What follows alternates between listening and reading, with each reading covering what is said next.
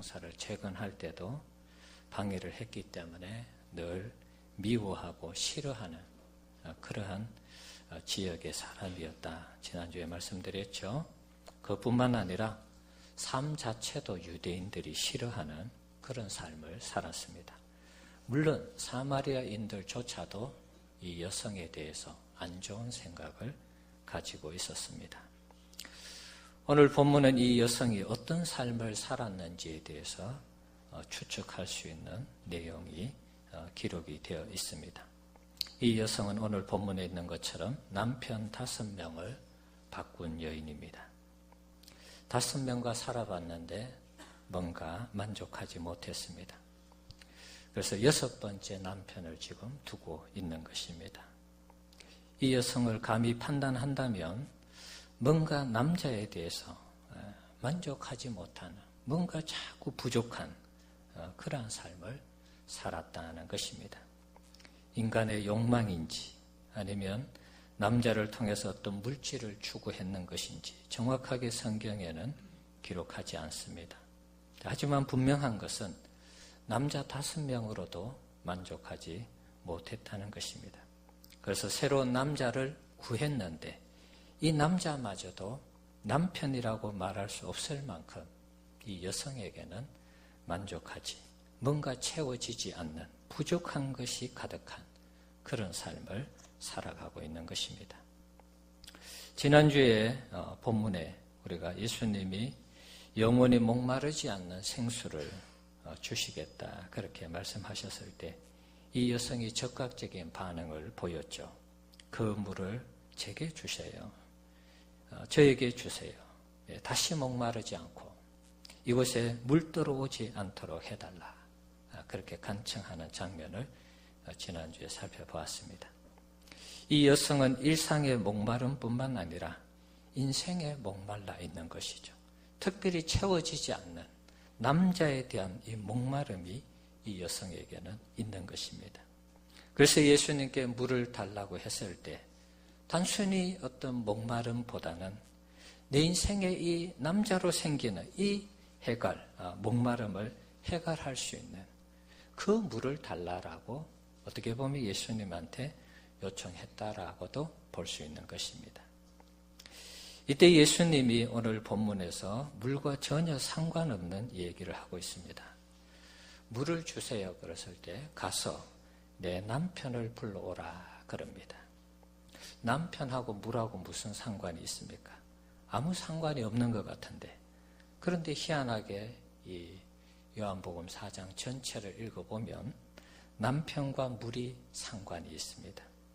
이 여성에게는 물론 단순한 목마름도 있겠지만 아까도 말씀드린 것처럼 남자에 대한 목마름, 사람에 대한 목마름, 물질에 대한 목마름이 있었던 것입니다. 그래서 어떻게 보면 이 여성에게 정말 목마른 것은 그냥 단순한 물이 아니라 어떤 자신의 인생을 새롭게 해주고 만족시켜줄 남성에 대한 목마름이죠. 그것을 어떻게 보면 구하고 지금 찾고 예수님께 그 물을 달라고 하는 것이 아닌가 이렇게 보는 것입니다. 이 여성은 남편이 없다라고 말했습니다. 지금 6번째 남편이 있습니다. 그런데 왜 굳이 남편이 없다고 했을까요? 아마 이 여성은 자신의 사생활이 드러날까 싶어서 일단은 거짓말로 내가 남편이 없습니다. 아마 예수님께 그렇게 말했을 것입니다. 그리고 설령 지금 남편이라고 하는 사람이 있다 할지라도 이 사람이 나에게 아직도 만족함, 채워주지 못하는 부분이 있기 때문에 남편이라고 할 수 없습니다. 그런 생각이 있었기 때문에 남편이 아닌 것이죠. 그래서 예수님께 거짓말도 할 겸 사생활도 드러나지 아니할 겸 또 남편이 아니기 때문에 남편이 없다라고 말한 것입니다. 그런데 예수님이 이 여성의 심리를 정확하게 꿰뚫어 보시고 이 여성의 말에 맞장구를 쳐주었습니다. 내가 남편이 없다 하는 말이 옳도다. 꾸중하지 않고 어디서 내 앞에서 거짓말해. 이게 아니고 그 말을 맞장구 쳐주었습니다. 너의 말이 맞다는 것입니다. 그러면서 이 여성의 비밀스러운 부분을 터치하는 것입니다. 그래, 맞아. 너에게 남편 5이 있었지. 이것은 얘기 안 했는데 예수님이 알아보신 것이죠. 남편 5이 있었지만 내 마음에 들지 않아서 헤어졌지. 그리고 지금 만난 남편도 마음에 들지 않으니까 너가 남편이라고 얘기하기는 그렇지. 그래서 너의 말이 남편이 없다 하는 말이 맞아. 이렇게 맞장구를 쳤습니다. 어떻게 보면 이 예수님이 이 여성의 말을 공감하는 그런 말을 한 것이죠. 감추고 싶은 비밀이 다 탄로나니까 이 여성은 오늘 본문 바로 밑에 19절에 보면 주여 내가 보니 선지자로소이다. 자신이 말하지 않은 것도 맞추시는 예수님을 보니까 이분은 정말 특별한 분이시구나. 그래서 주여라는 명칭을 쓰고 당신은 선지자와 같은 분이시군요. 이렇게 답변을 한 것입니다. 예수님의 신분에 대한 부분은 다음에 좀 다루고요. 오늘 본문에서 집중하기를 원하는 것은 이 여성의 삶입니다. 남편 5명을 바꾸어도 만족하지 못하는 이 여성. 다른 남성에 목말라서 6번째 남편과 살지만 그것도 뭔가 채워지지 못해서 불만족스럽게 살아가는 여성의 모습입니다. 우리가 상식적으로 한번 생각해 보면 6명의 남편을 바꾸었다면 이 여성이 과연 정상적인 여성이겠는가?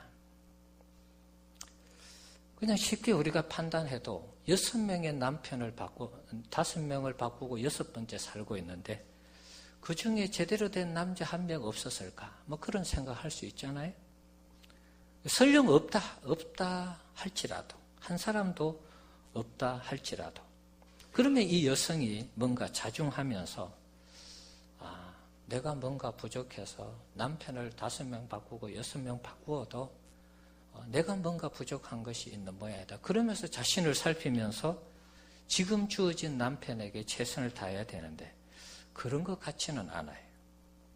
그러니까 이 여성은 우리가 볼 때는 뭔가 상식적으로 정상적인 그런 삶을 영위하는 여성이 아니라는 것을 알 수가 있습니다. 한마디로 이 여성은 엄란한 그런 여성인 것입니다. 이 여성이 아무도 물들어 오지 않는 대낮, 한낮 12시에 물을 떨어온 이유가 무엇인지 이해가 가시죠. 그 마을 사람들도 이 여성을 가리켜서 손가락질을 하는, 비난하고 문란한 생활을 하는 이런 여성이기 때문에 이 여성도 마을 사람들하고 마주치고 싶지 않는 것입니다. 아무도 물들어 오지 않는 그 시간에 물을 떨어 온 것입니다. 이 여성은 엄란한 여성임과 동시에 욕망에 목말라 한 타락한 여성이라 그렇게도 볼 수 있는 것입니다. 그럼 이 시점에서 우리가 한번 생각해 봐야 되겠습니다. 왜 예수님은 이 여성이 어떤 사람인지 잘 알면서 만났을까요? 이 여성을 전도하기 위해서 만난 것이죠. 자, 그럼 이것을 우리에게 한번 적용해 보겠습니다. 예수님이 이 여성이 5번 남자를 바꾸고 6번째 남자와 사는데도 만족하지 못하는 여성인 것을 정확하게 알았습니다. 그런데 이 여성에게 전도를 한 것입니다. 그러면 입장을 바꾸어 놓고 한번 생각해 보십시다. 우리가 그런 여성을 알고 있다. 그런 남성을 알고 있다. 저 사람은 어떤 인간인지, 어떤 사람인지 알고 있습니다. 그럼 여러분이 그 사람에게 예수님처럼 그것을 모르는 척하고 여러분 전도하고 복음을 전할 수 있겠습니까? 엄란한 여성인 줄 알면서 소위 말하는 우리가 쉽게 얘기하는 몸을 파는 여성, 창녀라고 예를 들어서 그런 사람인 줄 우리가 알고 있는데 우리가 찾아가서 예수님 믿으세요. 예수님 믿으면 당신의 죄를 다 용서받습니다. 교회 나오세요. 정말 그렇게 우리가 할 수 있겠는가 하는 것입니다. 그 사람이 어떤 사람인지 알면 우리가 자꾸 머뭇거리고 꺼려하죠. 우리는 어떤 편견을 가지고 사람을 대하는 그런 경향이 있습니다. 저렇게 문란한 여자 같으면 복음 전해도 의미가 없어. 예수를 믿으라고 할 그런 어떤 자격도 없어. 우리는 그렇게 생각할 수 있습니다. 저렇게 사는 사람은 하나님의 심판을 받아야지. 우리는 어쩌면 그렇게 생각할지 모릅니다. 어제 설교 준비를 하면서 스쳐가는 영상이 하나 있었습니다. 어떻게 생각하면 저의 부끄러운 모습이기도 하고 또 우리 교회가 한 번쯤은 생각해야 되는 그런 일이 아닌가 그런 생각을 해봅니다. 우리 교회 앞에 무당집이 있습니다. 여러분 아시는 분은 아실 것입니다. 저분들이 이사 들어오면서부터 돌로 된 이 석상을 이렇게 집으로 이렇게 들어가는 그 모습부터 제가 다 봤기 때문에 무당이죠. 신접한 여인이고 그렇습니다. 여러분 교회를 이제 이렇게 왔다 갔다 하면 가끔 목탁 소리가 납니다. 특별히 이제 금요일 날은 더 심해요. 금요일 날 무슨 일이 있는지는 모르겠는데 금요일 날은 유독하게 심해요.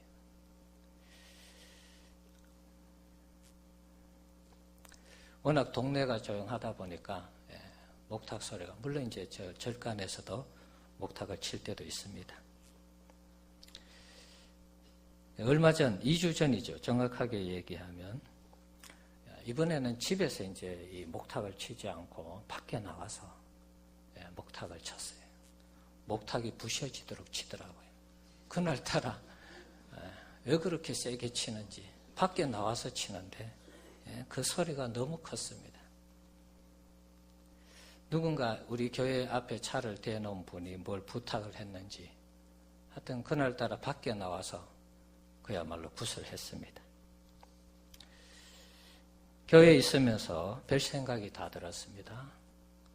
우리 교회가 무능한가?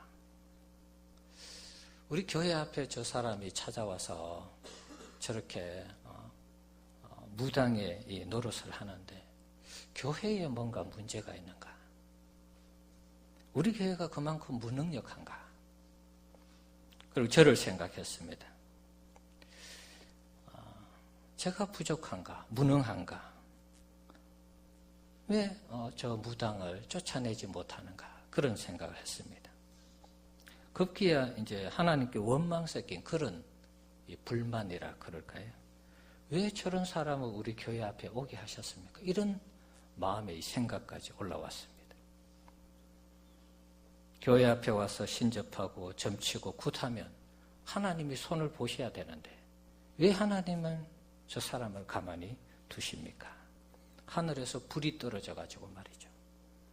무당을 못하든지 뭔가 일이 생겨가지고 이곳을 떠나든지 이래야 하나님의 살아계신 영광이 드러나는데 왜 하나님 그렇게 역사하지 않습니까? 불편한 마음, 싫은 마음, 분이 나고 화가 나고 그런 마음이 들었습니다. 어제 설교 준비를 하면서 예수님이 이 사마리아 수가성에 사는 여성에게 전도하는 이 장면을 설교하면서 제 자신을 한번 돌아봤습니다. 내가 저 사람을 그냥 신접하고 우상 섬긴다고 미워하기만 했지, 싫어하기만 했지, 제대로 된 복음을 한번 전한 적이 있는가? 그 생각이 들었습니다. 사실 한 번도 없습니다. 제대로 웃으면서 인사한 적도 없어요. 그냥 저 사람이 우리 교회 앞에 왔다라는 그것 때문에 싫었고, 어떻게 굿하는 사람이 교회 앞에 와서 굿을 하는가? 그 자체가 싫었기 때문에 인사한다거나 찾아가서 반갑게 얘기한다거나 예수 믿으세요 이런 얘기를 안 한 것입니다. 구약 성경에도 신접한 자를 죽이라고 되어 있습니다. 그리고 그 사람들하고 상종하지 말라고 그러죠. 이스라엘 백성들 가운데 신접한 자가 있으면 죽일 것을 구약은 말씀하고 있습니다. 지금 신약의 시대니까 그 정도는 아닐지라도 어쨌든 구약적인 백그라운드를 가지고 제가 이제 우리 교회 건너편에 있는 저 집을 대한 것이죠. 자, 그러면서 예수님이 사마리아 여자가 어떤 여자인지를 알면서도 복음을 전했단 말입니다. 그러면 우리도 복음을 전해야 되지 않는가? 복음을 전해야 되지 않겠는가? 저 사람이 저렇게 하다가 나중에는 뭐 하나님 부르심을 받으면 반드시 지옥 가겠죠. 그 영혼을 구원하려면 우리가 복음을 전해야 되겠죠. 그래서 이번 초청주일 전까지 기도하면서 한번 찾아가서 복음을 전하려고 해요. 여러분들도 기도해 주시고 또 여러분들도 복음 전할 수 있으면 한번 전해 보십시오. 또 제가 나중에 만나서 초청주일 전까지는 여러분 앞에 보고를 드릴게요. 뭐 어떤 형태로든. 목사가 와서 만나죠. 그러면 아예 안 만날 수도 있겠죠. 그럼 점이라도 쳐야 될 것 같은데. 예. 점괘가 나오면 제가 목사가 아닌 것이죠, 여러분. 예. 뭔가 만나서 얘기를 하려면 뭔가 점이라도 쳐야 될 것 같은데 말이죠. 자, 그거는 뭐 그냥 농담을 하는 얘기고요. 중요한 것은 우리가 어떤 복음을 전할 때에 어떤 특정 사람들을 제외시켜 놓고 또 싫어하고 미워해서 복음을 안 전하는 그런 경우가 있더라는 것입니다. 그래서 이것이 과연 하나님 보시기에 합당한 전도 방법인가? 그건 아닌 것 같아요. 자, 우리가 너무 옹졸하게 복음을 전하지 않는가? 그런 생각을 좀 하게 되었습니다. 중요한 것은 누구든지 간에 복음을 전해야 되는 것이죠. 저 앞에 있는 절간도 마찬가지죠. 저기에 있는 서도 우리가 만나서 복음을 전해야 되는 것이죠. 하나님 은혜 주시면 그것도 한번 해보려고 합니다. 만나면 제가 말씀드릴게요. 중요한 것은 그 대상이 누구든지 가려져서는 안 된다는 것입니다. 피할 대상도 아니고 무조건 싫어하고 미워해서 복음을 못 전하는 그런 상황이 되어서는 안 된다는 것입니다. 복음은 우리의 영혼을 구원하는 하나님의 능력이 있습니다. 예수 믿으세요. 예수님이 당신의 죄를 위해서 십자가에 죽으셨습니다. 예수 믿으면 구원받습니다. 복음을 한마디로 정리하면 예수님 전하는 것입니다. 예수님을 전하면 창세전에 택하신 백성은 그 복음을 들을 때에 살아나는 것입니다. 반드시 복음에 대해서 반응을 보이는 것입니다. 물론 싫어할 수도 있죠. 그런데 싫어하지만 그 마음에 복음이 씨앗이 뿌려질 때에 그 마음에서 반응하는 것입니다. 예수님 나를 위해서 죽으셔서 예수님을 믿으면 천국 가. 예수님을 믿으면 내 인생을 완전히 새롭게 살아갈 수 있어. 이게 복음이거든요. 그래서 우리가 대상을 가리지 않고 복음을 전할 필요가 있는 것입니다. 예수님은 유대에서 지난주 이 지도를 보여드렸죠. 유대 지역 예루살렘에서 일을 보시고 이제 갈릴리로 내려가시는 북쪽으로 이제 뭐 어떻게 보면 올라간다고 할까요? 북쪽으로 가야 되는 그런 상황에서 사마리아를 반드시 거쳐가야 되겠다. 그렇게 말씀합니다. 대부분 사람들은 유대인들은 사마리아 지역을 관통하지 않고 다 주위에 돌아서 배 되는 시간을 걸려서라도 사마리아 지역을 관통하지 않았습니다. 그 지역은 부정한 지역이고 혼혈족이 살고 하나님을 대적했던 백성들이 사니까 짐승처럼 여기면서 그냥 다 피해서 다녔습니다. 그런데 예수님이 어떻게 그 지역을 통과해야 되겠다라고 말씀하셨을까요? 요한복음 4장 4절에 보면 사마리아를 통과하여야 하겠는지라 이렇게 되어 있습니다. 여기 하여야 이 동사가 헬라어로 데이라는 그런 동사입니다. 반드시 거쳐가야 되겠다. 영어로 하면 must. 반드시 내가 사마리아를 거쳐서 가야 되겠다. 이렇게 결심을 한 것입니다. 왜 예수님이 남들은 다 돌아가는 그 길을 유대에서 갈릴리로 넘어갈 때 반드시 그 길을 가겠다라고 말씀하셨을까요? 그런 계획을 세우시고 이 사마리아 지역을 통과하셨을까요? 이유는 하나밖에 없습니다. 이 문란하고 타락한 이 엄난한 여성에게 복음 전하기 위해서 사마리아를 통과해야 되겠다라고 말한 것입니다. 예수님의 전체 일정, 사마리아 지역에서의 전체 일정을 보면 이 여성을 만난 것 이외에는 다른 볼 일이 없습니다. 성경에도 그렇게 기록이 되어 있습니다. 사마리아를 거쳐간 유일한 이유는 이 여성을 구원하는 것입니다.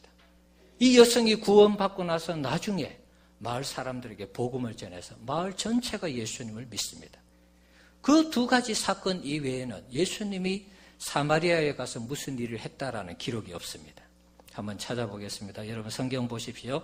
28절에 보면 이 여성이 예수님을 만난 그 감격을 가지고 메시아라는 확신을 가지고 그 동네, 마을로 들어가는 장면이 나타나고 있죠. 소개되고 있습니다.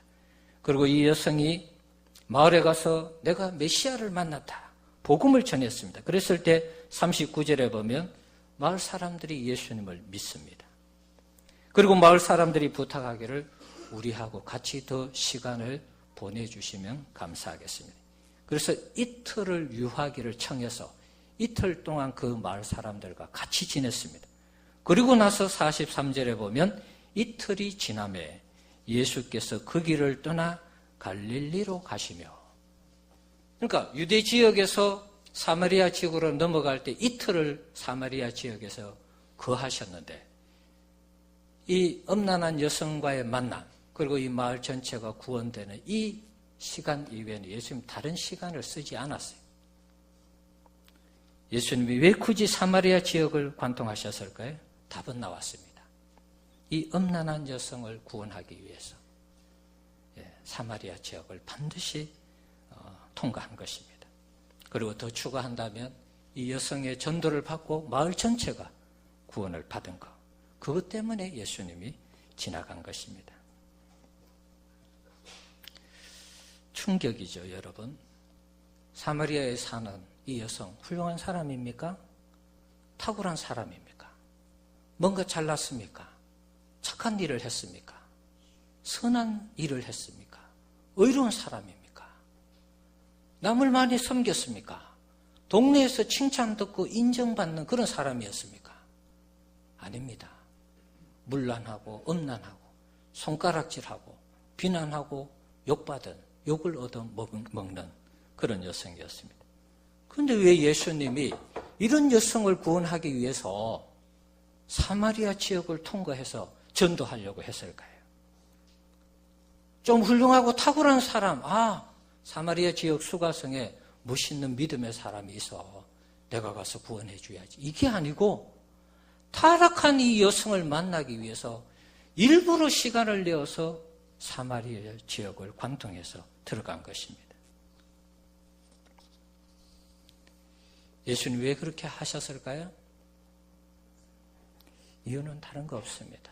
그 영혼을 구원하기 위해서. 그 영혼이 불쌍해서 세상의 정욕과 욕망에 사로잡혀 살아가는 이 여성이 너무 불쌍해서 일상의 목마름도 목마름이지만 남성에 대한 끝없는 이 욕망, 목마름에 지쳐서 허덕이는 내일 앞에 자신의 인생 앞에 어떤 죽음, 어떤 심판이 기다릴지 모르는 이 여성을 구원하기 위해서 예수님이 아무도 가지 않는 그 길을 걸어간 것입니다. 주님의 놀라운 사랑이라고밖에 표현할 수 없는 것입니다. 여러분, 우리 역시 마찬가지 아닙니까? 우리 중에 누가 잘나서 예수님이 우리를 구원시켜 주셨습니까? 여러분 중에 탁월하고 정말 잘난 분들이 있다면 그것은 정말 귀한 것이죠. 그러나 대부분은 그렇지 않습니다. 우리가 못나고 부족하고 연약하고 어쩌면 이 사마리아에 살아가는 수가성 여인처럼 우리도 하나님 없이 우리 마음대로 살아가는 죄인 중에 죄인이었던 우리들을 어느 날 예수님이 우리를 불러주시고 우리를 만나주시고 우리를 구원해 주시고 우리를 의롭다 하셔서 우리가 하나님의 자녀 백성 된 줄 믿습니다. 이것이 하나님의 은혜라는 것입니다.